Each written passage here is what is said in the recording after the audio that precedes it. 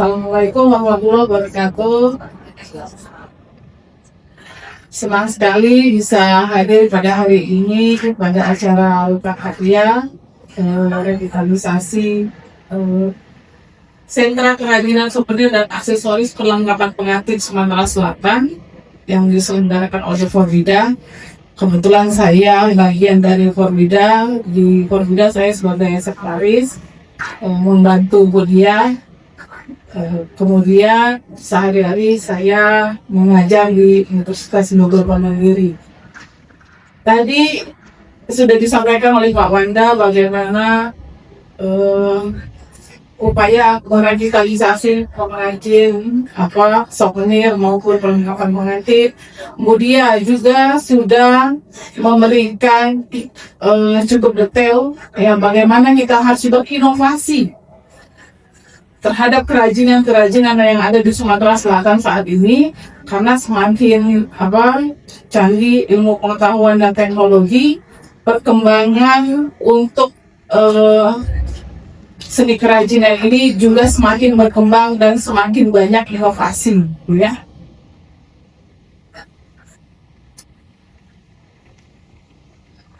Saya akan menampilkan, kalau nanti materinya tampil itu hari ini materi yang menyambung dari apa yang sudah disampaikan Pak Wanda sama Budia.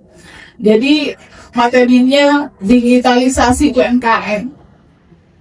Jadi tidak tertutup kemungkinan bagi pelaku UMKM juga harus menambah wawasan dan pengetahuan bagaimana mengdigitalisasi UMKM itu, ya. Di sini tentunya kami berbagi informasi, ya mungkin ada yang sudah menerapkan apa yang sudah kami sampaikan, tapi hari ini kita berbagi informasi, berbagi pengetahuan supaya apa yang kami sampaikan ini bisa lebih bermanfaat, gitu ya. Wawasan atau memberikan pengetahuan baru, gitu ya. Lanjut, silakan. Jadi kita ketahui digitalisasi sekarang sangat diperlukan, dan seiring dengan pertumbuhan UMKM ini, beberapa data yang saya dapat ya, UMKM di Sumatera Selatan itu sudah berkembang cukup banyak, bahkan jumlahnya ribuan, gitu ya. Oleh karena itu persaingannya cukup ketat. Jadi untuk bisa bersaing dan tetap survive, artinya kita harus tetap ada di dunia usaha ini. Harus ada sesuatu yang kita lakukan tentunya berbeda dari orang lain, sehingga usaha kita ini tetap bisa berjalan, pemasarannya lancar, kemudian inovasinya banyak, dan tentunya cuannya juga harus jauh lebih banyak, gitu ya. Makanya kita harus mendigitalisasi. Lanjut, apa sih digitalisasi, gitu ya? Kebetulan saya concern di bidang ini. Jadi sudah 2 tahun ini saya baik karya ilmiah, penelitian, segala sesuatu yang berhubungan dengan aktivitas ilmiah saya itu berhubungan dengan digitalisasi. Jadi digitalisasi UMKM itu proses memanfaatkan teknologi digital. Kita ketahui Bapak Ibu sehari-hari yang kita pegang sekarang handphone, gitu ya, tab, ya. Bahkan hasil penelitian kami sekarang ini kalau Gen Z itu 7-10 jam terkoneksi dengan internet. Terus usia kita, baik generasi X maupun generasi milenial, gitu ya. Pak masih milenial atau generasi gitu ya. Jadi kalau yang generasi kita itu rata-rata 3-6 jam terkoneksi dengan internet. Ya, bahkan mungkin lebih. Bahkan bilang ada ya, saya hampir 24 jam bentar-bentar ngecek, gitu ya. Apalagi yang punya bisnis, gitu ya. Nah, karena kita setiap hari terkoneksi dengan internet menggunakan teknologi digital, kenapa tidak usaha kita juga harus terkoneksi dengan internet saat ini, ya? Jadi jenis usaha apapun sekarang bisa dijual, dipasarkan melalui internet. Seperti apa digitalisasi itu? Yang pertama pemasaran. Kita ketahui sekarang kan mall banyak sepi. Toko-toko yang ada di pasar-pasar tradisional, bahkan kemarin ada beberapa postingan di pasar Tanah Abang gitu ya, sudah mulai sepi. Karena apa? Sudah beralih ke digital. Kita sudah setiap hari pakai tinggal buka aja, mau Shopee, mau Lazada gitu ya. Yang rame belanjanya di sini, apalagi TikTok gitu ya. Nah, itulah digitalisasi. Jadi pola belanja kita sudah beralih. Makanya harus kita ikuti. Jadi pemasaran di dunia digital ya bisa melalui media sosial. Saya yakin semuanya punya media sosial. Jadi sekarang media sosialnya jangan hanya dipakai untuk memposting kegiatan setiap hari, cekrek gitu ya. Kita manfaatkan untuk pemasaran. Yang sudah punya usaha, saya yakin sudah banyak yang menggunakan ya manfaat dari media sosial ini. Saya lihat beberapa pengrajin itu ada media sosialnya ya. Ada yang punya Instagram, ada yang punya Facebook, apalagi yang di TikTok gitu ya. Itu bagus sekali, sudah bisa memanfaatkan. Nanti tinggal strateginya aja gitu yang harus diterapkan. Kemudian Shopee, Tokopedia gitu ya, bisa bekerja sama. Sekarang ya saya sendiri kemarin kebetulan anak saya di sekolah disuruh pakai kalian ada. Saya tinggal searching aja, mau beli tanja gitu ya, sama beli gande gitu ya. Karena ke 16 atau nak ke Ramayana jauh gitu ya. Ya udah, tinggal di filter wilayahnya Sumatera Selatan, sorenya udah datang. Nah, itu Bapak Ibu ya. Jadi dengan digitalisasi kita dimudahkan. Apalagi nanti usaha Bapak Ibu itu bisa jauh lebih berkembang. Bahkan pemasarannya pun bisa sampai ke luar negeri. Karena kalau kita terkoneksi dengan internet, artinya seluruh dunia bisa melihat produk kita. Makanya wajib. Kemudian yang kedua dari segi pembayaran digital. Sekarang penggunaan uang cash itu sudah mulai berkurang. Jadi kalau bayarnya pakai apa? Sudah ditanya kan? Pakai kartu atau pakai kris atau pakai transfer, ya? Itu yang ditanya sekarang. Jadi makanya harus kita memulai digitalisasi ini. Tidak sulit kok untuk dapat kris gitu ya. Bahkan bank-bank itu ngajarin ya. Saya sendiri punya gitu kris ya, diajari oleh satu bank gitu untuk punya kris kalau mau ada pembayaran apa gitu ya. Sangat mudah sekali, dalam waktu berapa menit udah bisa jadi gitu ya. Apalagi yang betul-betul sudah punya usaha yang memang usahanya sudah bertahun-tahun.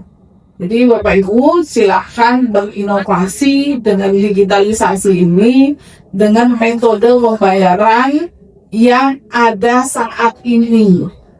Kita harus berinovasi, karena bahkan kadang-kadang ibu itu tahan tidak jadi beli, iya kan?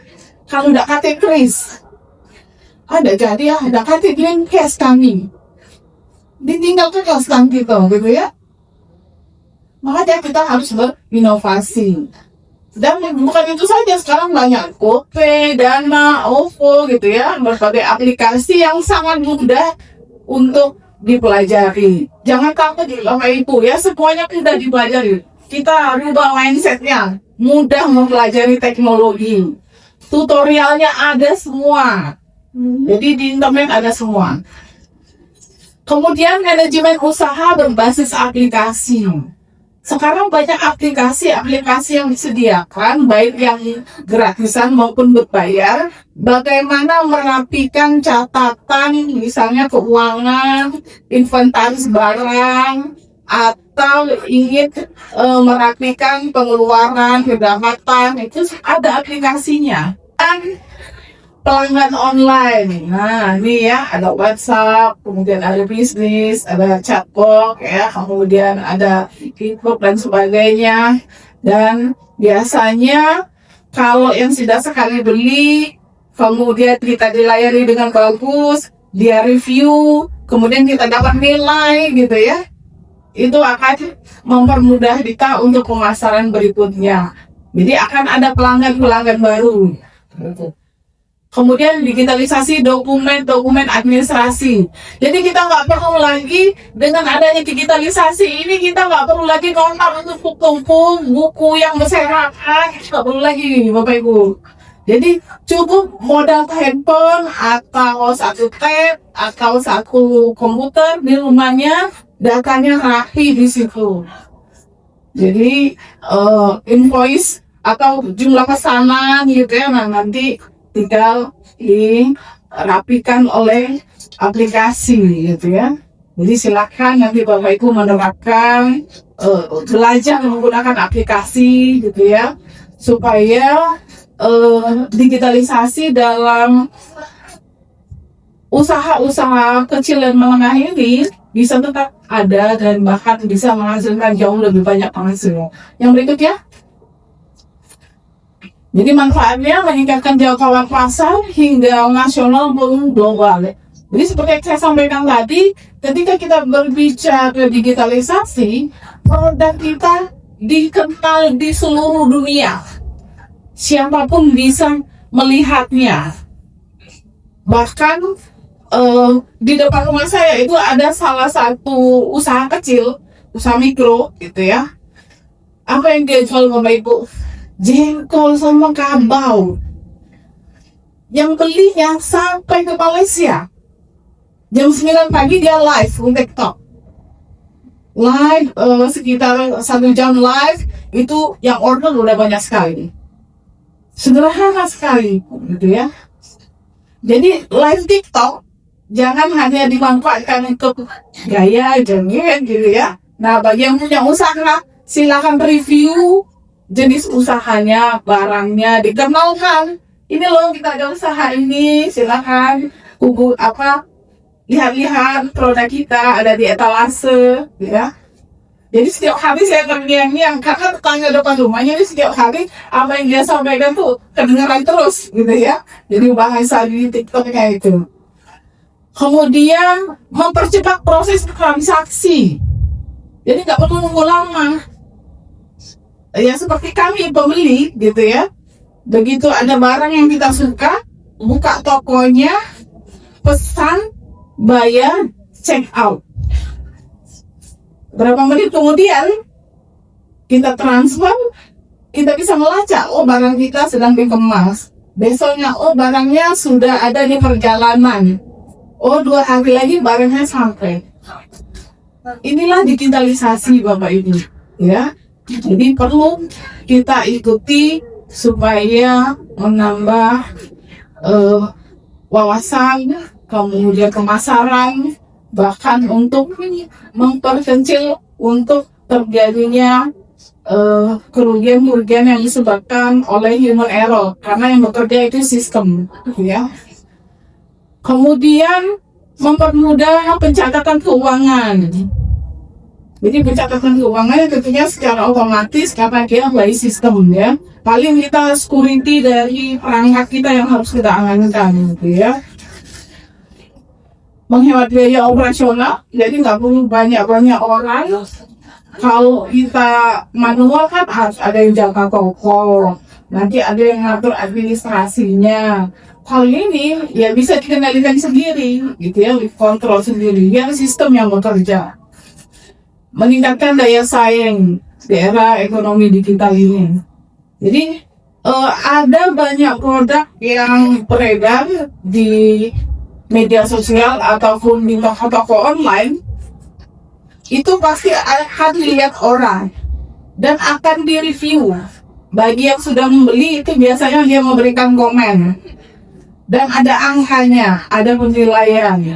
Nah di situ kalau kita melakukan digitalisasi ini dengan baik, review produk kita bagus, ya otomatis peningkatan juga terjadi di pemasaran, gitu ya. Kemudian memudahkan akses pembiayaan. Pokoknya sekarang kalau mau pesan apa semua ada di headphone, di tag gitu ya. Nah ini yang harus kita sudah memulai ya, walaupun ini usaha tradisional ya, perlengkapan pengantin, souvenir, apalagi souvenir itu di setiap daerah itu harus disediakan. Ini yang perlu kita majukan di Palembang ini ya. Souvenir kita harus sudah banyak variasinya. Karena saya setiap tahun itu pasti ada ke beberapa kota yang saya cari itu souvenir yang mudah dibawa pastinya. Ya, yang mudah dibawa, mudah untuk dibagikan, nggak terlalu berat, militer gitu ya. Jadi mulai berinovasi kita dengan berbagai macam souvenir Palembang atau hal-hal yang baru tapi tetap ada nilai tradisionalnya supaya kebudayaan kita ini bisa terus terjaga.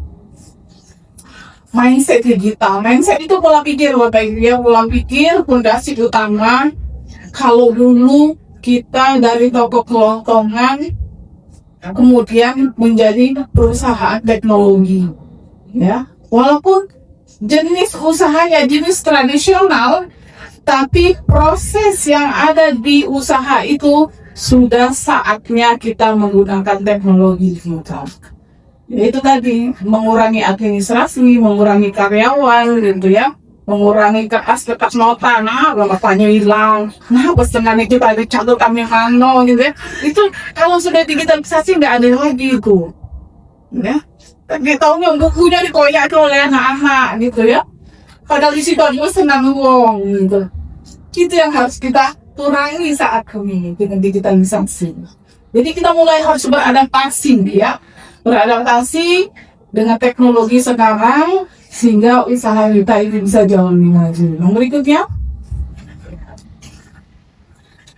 jadi efisiensi dengan teknologi operasional, mulai dari pencatatan keuangan, manajemen inventory, desain ya, desain prototype. Nah desain ini, desain produk tadi sudah disampaikan oleh Budian ya.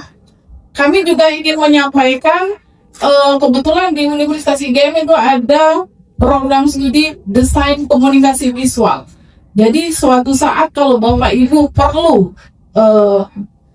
pengetahuan lebih, di prodi kami itu ada misalnya desain packaging makanan seperti kota ini by design.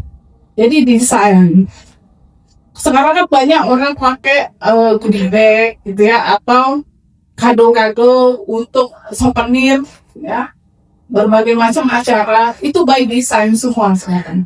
Jadi kita kebetulan ada program studinya. Jadi kami dari universitas itu punya fungsi sebagai pengabdian kepada masyarakat, mengetahui ke masyarakat bagaimana packaging makanan, packaging produk-produk dari UMKM itu bisa kami bantu dengan bagaimana membuat desain-desain itu ya. Tapi bisa juga belajar secara online loh Bapak Ibu. Sekarang ada Canva ya, Canva siapapun bisa mempelajarinya. Tutorialnya ada di YouTube, ada di Instagram, ada di TikTok. Jadi kita berinovasi dengan teknologi digital ini untuk membuat supaya produk kita semakin menarik dan semakin diminati ya. Yang berbayar ada, yang gratisan juga ada. Kalau yang berbayar biasanya Canva itu variasinya jauh lebih banyak, variasi inovasinya jauh lebih banyak. Tapi kalau yang mau gratisan juga bisa, asal mau sekarang ya. Jika kita mau tidak berinovasi dengan digitalisasi. Lanjut. Kemudian memasarkan ya, ada yang punya website khusus. Kalau dia perusahaan yang besar atau jenis usaha yang besar, dia punya website gitu ya. Tapi sekarang justru yang lebih banyak digunakan itu di media sosial gitu ya, Instagram, TikTok, Facebook. Itu 3 media sosial yang cukup diminati gitu ya. Setiap hari mungkin dijadwalkan jam berapa live-nya supaya orang-orang bisa ikut dan akan melakukan ikut secara langsung, sekaligus kalau minat bisa langsung beli gitu ya. Dijadwalkan secara berkala, dibuat jadwal khusus kapan live-nya gitu, sehingga banyak yang join. Tidak perlu ditulis di media sosialnya live-nya jam sekian gitu ya. Kemudian e-commerce tadi sudah gitu ya. Kemudian konten nih ya. Jadi salah satu pekerjaan kita kalau sudah tergabung di dunia digital harus menyiapkan konten. Nah, konten apa lagi yo? Produk aku ada AI Bapak Ibu, ya, artificial intelligence, ChatGPT, Cici sekarang jadi dolar namanya, ikut orang Palembang gitu ya. Itu yang bisa membantu kita untuk membuat konten. Tinggal tuliskan aja promptnya atau tuliskan pertanyaannya. Bantu saya membuatkan konten untuk memasarkan produk kerajinan perlengkapan pengantin di desa mana gitu ya. Kami membuat produk 1, 2, 3. Tolong bantu buat saya storytelling untuk konten saya. Nanti akan muncul teksnya. Apa yang harus kita tuliskan di konten itu supaya lebih menarik. Jadi sudah sangat mudah sekali Bapak Ibu ya. Kemudian marketplace, misalnya tempat pemasaran kita ya, di mana menggunakan platform apa. Nah itu jangan sampai ada ganda ya. Misalnya kita sudah ada di TikTok, tokonya toko Jati Manis misalnya ya, harus berbeda dengan yang lain. Jadi ada ciri khasnya supaya mudah dikenali. Karena kadang-kadang ada sama namanya, tapi ternyata pemiliknya berbeda-beda. Dan makanya harus punya ciri khas tersendiri. Ya bisa tanya ke AI juga. Jadi kita harus buat ciri khas seperti apa sehingga produk kita ini berbeda dari yang lain dan orang mau membelinya, gitu ya. Yang berikutnya, transaksi pembayaran seperti yang saya bilang tadi ya, ada Kris, ada GoPay, ada OVO dan sebagainya. Kemudian satu lagi, saat ini salah satu profesi yang diminati di era digital yang cukup berkembang itu adalah kurir, ya. Jadi ada JNE, ada JNT, ya ada Si Cepat, kemudian masing-masing Shopee, Tokopedia itu punya kurir tersendiri yang mengantarkan produk-produk kita. Nah, untuk UMKM bagaimana? Jadi ada salah satu cerita teman saya punya usaha kecil, dia sudah tunjuk satu orang yang setiap hari mengantarkan produk-produk jualan dia. Atau 1 atau 2 orang, jadi tergantung dari banyaknya pesanan. Jadi untuk yang ke dalam kota, dia sudah punya kurir sendiri. Jadi kita sudah menciptakan lapangan pekerjaan baru bagi orang lain, ya. Jadi untuk mengantarkan produk-produk kita punya kurir sendiri, gitu ya. Dan biayanya juga masih terbatas, masih terjangkau, gitu ya. Nah, kemasan tadi, ya desain kemasan dibuat semenarik mungkin. Bahasa kerennya Instagramable. Link di Instagram sesuaikan dengan format di Instagram. Jadi perlu Bapak Ibu ketahui, kenapa kalau foto ada orang yang nggak mau fotonya begini gitu ya. Karena itu untuk Instagram. Jadi kalau Instagram dia menginginkan fotonya seperti ini, supaya tidak terpotong baik foto maupun video, karena itu sudah aturan dari Instagramnya. Jadi supaya hasilnya lebih baik, lebih menarik, gunakan berbagai fitur yang ada di sana. Fotonya bisa diedit, kemudian videonya juga bisa diedit, bahkan bisa dirubah menjadi lebih baik dengan menggunakan AI. Yang berikut, tantangannya bagaimana nih? Nah, ya dari digitalisasi ini tentunya ada tantangannya. Yang pertama itu SDM gitu ya. Bukan berarti Bapak Ibu tidak bisa asal mau belajar. Asal mau belajar, semua bisa ya. Jadi Caranya bagaimana? Itu pelatihan. Kalau mau gratisan bagaimana? Sediakan waktu untuk nonton tutorialnya. Itu. Sediakan waktu untuk nonton tutorial. Tutorial menggunakan media sosial sebagai pemasaran misalnya ya. Silakan. Jadi silakan nonton tutorialnya atau itu pelatihan-pelatihan ya, seperti sekarang ini kita buka wawasan gitu ya. Kami tidak bermaksud menggurui, tapi kita berbagi informasi gitu ya. Kemudian memanfaatkan smartphone, mulai dari platform yang gratisan ya. Jadi kita kalau Instagram kan ada yang gratis, ada yang profesional, sama seperti di Facebook gitu ya, atau TikTok. Jadi mulai yang gratisan dulu deh, media sosial yang gratisan gitu kan, tinggal daftar aja pakai email, pakai nomor telepon, data pribadi dan sebagainya. Kemudian koneksi internet ya, kalau sudah setiap hari menggunakan internet ya tentunya tidak bisa gratis gitu ya. Kalau yang gratisan oke lah, mungkin untuk awal-awal bisa kita nyambung kemana-mana.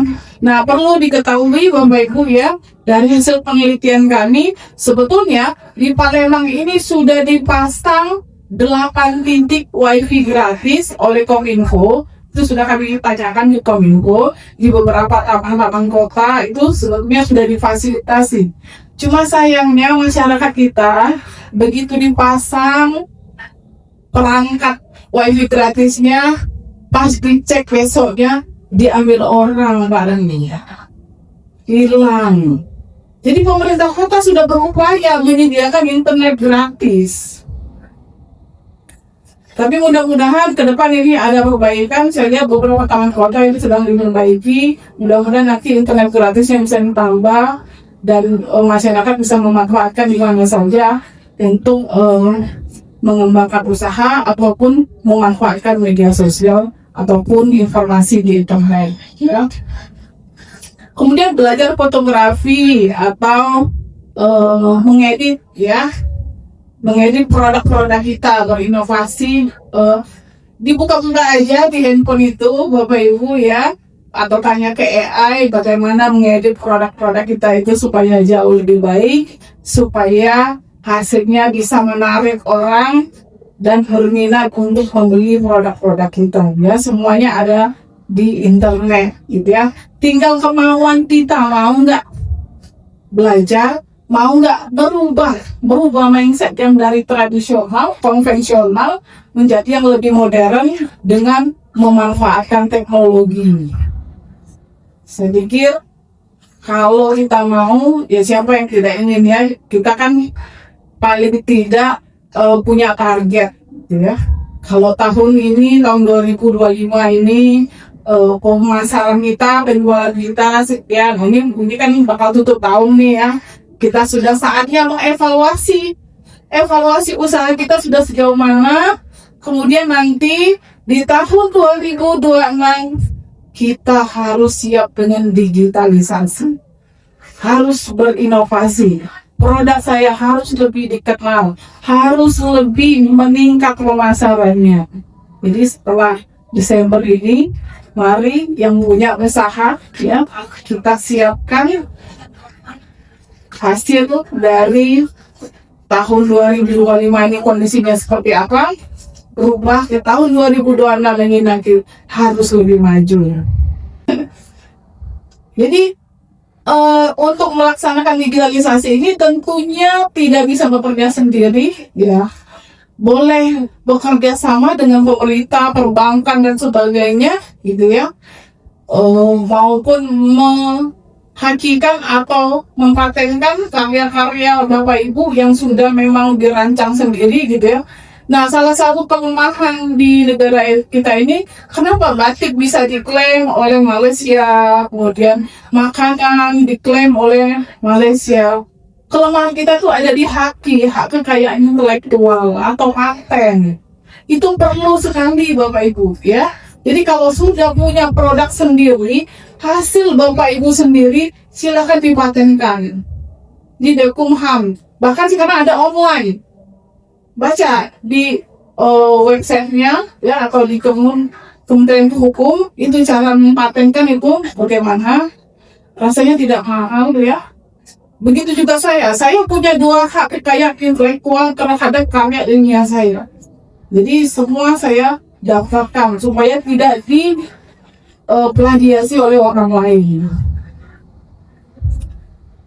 Peran akademisi seperti yang saya sampaikan tadi ya, saya, Bu Ria, Pak Adil Panji itu semuanya akademisi. Kenapa kami bergabung di Korida ini? Karena kami punya kewajiban untuk mengabdi kepada masyarakat. Seperti wujudnya hari ini, kami berbagi informasi, berbagi apa yang sudah kami teliti, apa yang sudah kami lakukan. Ini wujud nyatanya. Kalau nanti untuk lebih detailnya bisa melalui workshop, gitu ya. Bahkan beberapa waktu sebelumnya kami juga sudah melakukan workshop ya, pembuatan leker, kemudian pembuatan tanja, ya perlengkapan pengantin kami juga akan melakukan workshop. Kemudian peran komunitas asosiasi, jangan lupa salah satu keberhasilan usaha itu kalau kita punya komunitas, kalau kita punya perkumpulan. Mungkin perkumpulan yang bermanfaat ya, jangan perkumpulan yang merugikan, yang memberikan manfaat, yang bisa meningkatkan pemasaran, saling support usahanya satu sama lain sehingga usahanya bisa lebih maju.